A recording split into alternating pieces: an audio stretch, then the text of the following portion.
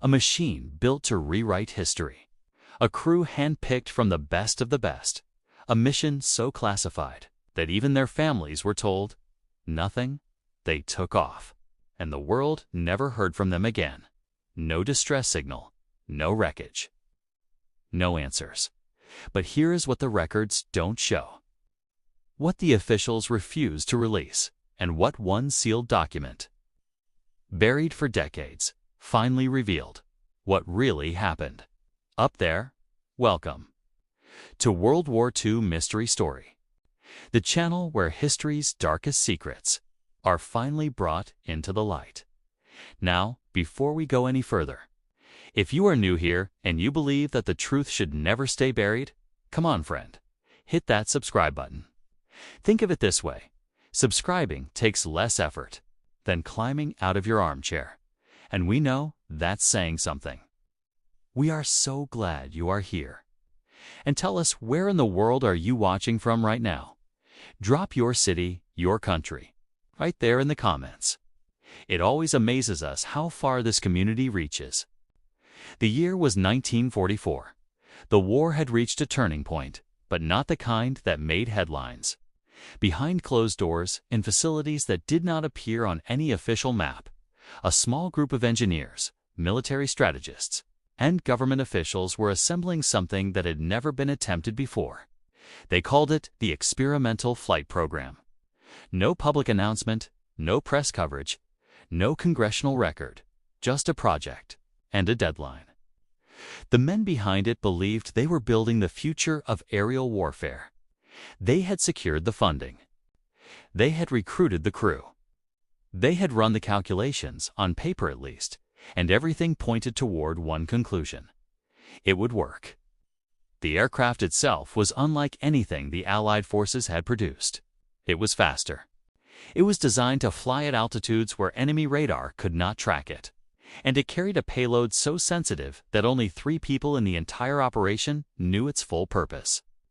Those 3 people never spoke publicly after the flight. The crew selected for the mission were not ordinary soldiers.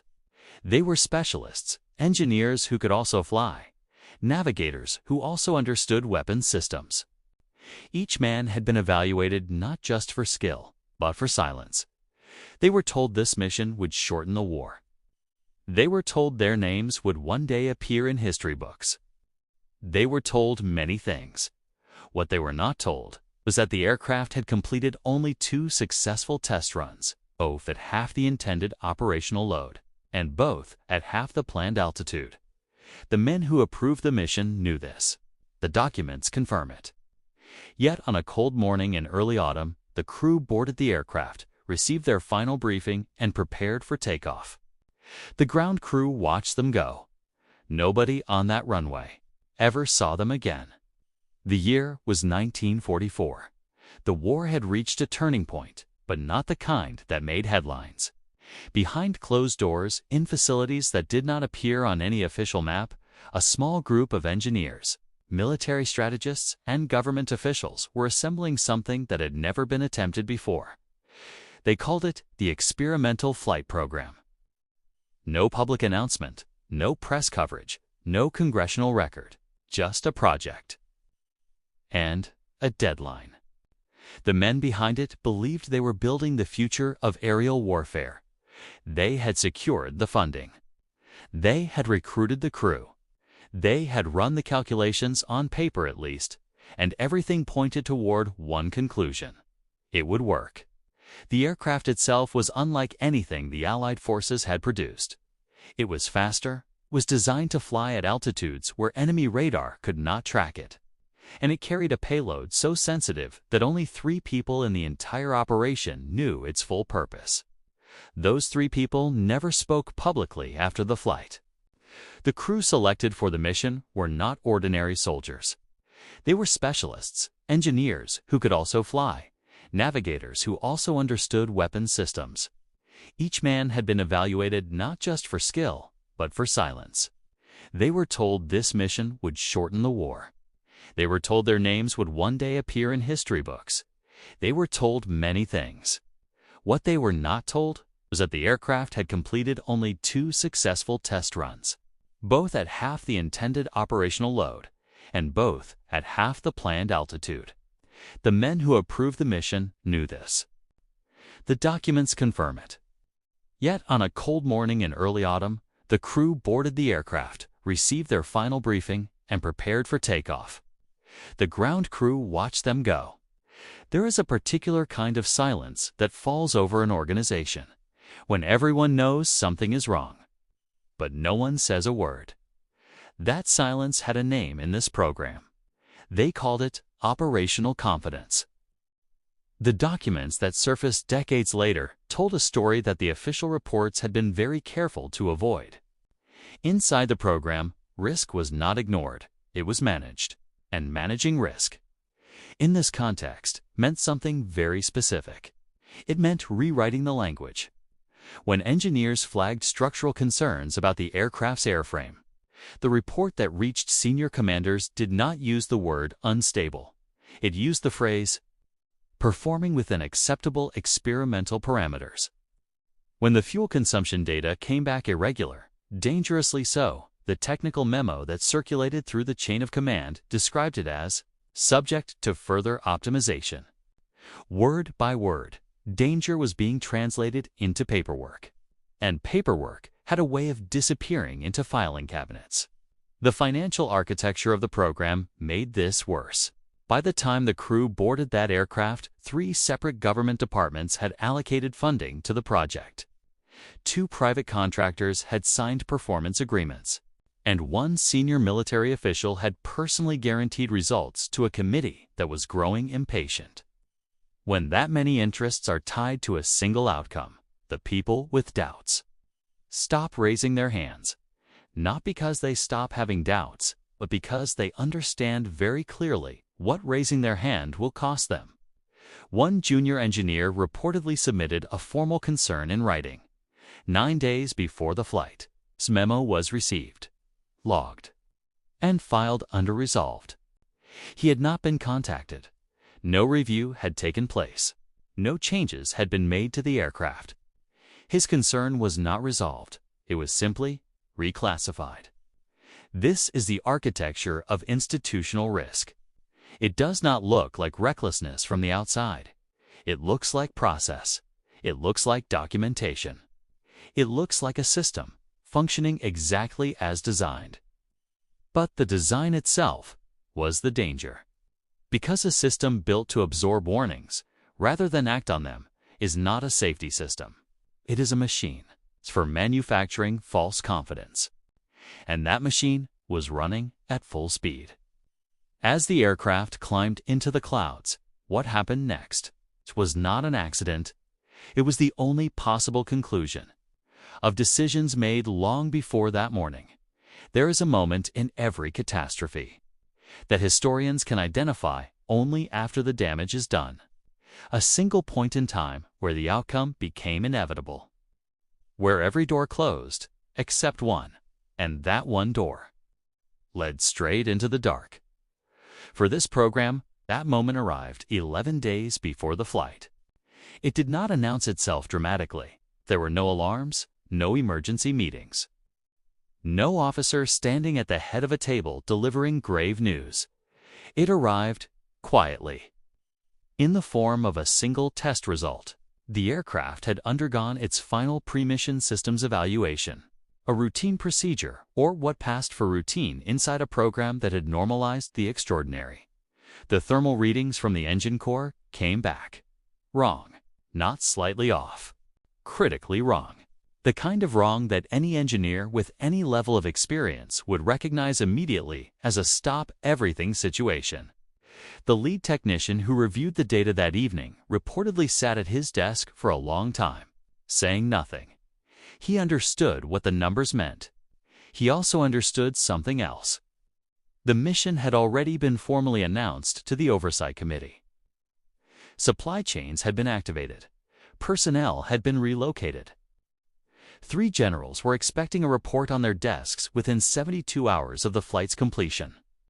And somewhere in the layered mathematics of institutional momentum, the cost of stopping had become greater than the cost of continuing. This is what economists and organizational theorists call the sunk cost trap. But that phrase is too clean, too academic. It does not capture what actually happens inside a human being when they realize that the system they serve has grown too large to be stopped by something as fragile as the truth. The technician filed his report. He noted the thermal irregularity. He recommended monitoring during ascent, not grounding, not redesign, monitoring. Above him, the chain of command received the report, passed it upward, each level adding a small amendment, softening the language slightly, adjusting the urgency downward, until by the time it reached the desk of the man with the authority to cancel the mission, it read as a minor technical footnote, not a warning, a footnote. The man with the authority signed the continuation order at 11:47 p.m. He went home, he slept. And at dawn, the crew arrived at the airfield. They performed their pre-flight checks. They shook hands with the ground personnel. One of them, the navigator, was seen pausing at the foot of the aircraft, looking up at it. For just a moment longer than necessary. Nobody asked him what he was thinking. Nobody thought to. The engines ignited. The aircraft moved down the runway. It climbed, and 11 minutes into the flight, at an altitude of 31,000 feet, the thermal failure that had been noted, logged, and forgotten, finally introduced itself. And after that, there was nothing left to monitor.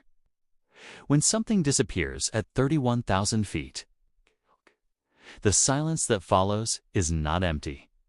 It is loud, loud with questions that officials scramble to answer, loud with numbers that accountants rush to bury, loud with names that families whisper in the dark. For the rest of their lives, the first official response came within hours. Not a search operation, not an emergency briefing, a press protocol. 3 men sat in a room and decided before a single rescue team had been deployed what story the public would be allowed to hear. The aircraft had been on a routine training exercise. The crew had been experienced volunteers. The weather conditions had been unexpectedly severe. Every word of that statement was deliberate, and almost every word was a lie. The financial accounting that followed was equally precise in what it chose to hide. The total program cost, drawn from 3 separate government funding streams, was never consolidated into a single public document. The contractor performance agreements were quietly dissolved. 2 of the companies involved received additional government contracts within 18 months of the incident, not despite their involvement. Some investigators would later suggest, because of it. The men who had approved the mission were not disciplined. They were reassigned. New titles, new departments, new cities, the same authority, in different rooms, and the families. The families received folded flags and carefully worded letters that explained everything by saying almost nothing. They were told their loved ones had served with distinction. They were told that details were classified. They were told to be proud. One widow, the wife of the navigator, the man who had paused at the foot of the aircraft that final morning, spent 11 years submitting formal requests for information. 11 years of letters, 11 years of filing numbers and reference codes and government forms. 11 years of doors, politely closed in her face. In her final request, submitted in 1956, she wrote only one sentence. Do not want compensation. I do not want an apology. I want only to know what my husband saw when he looked up at that aircraft.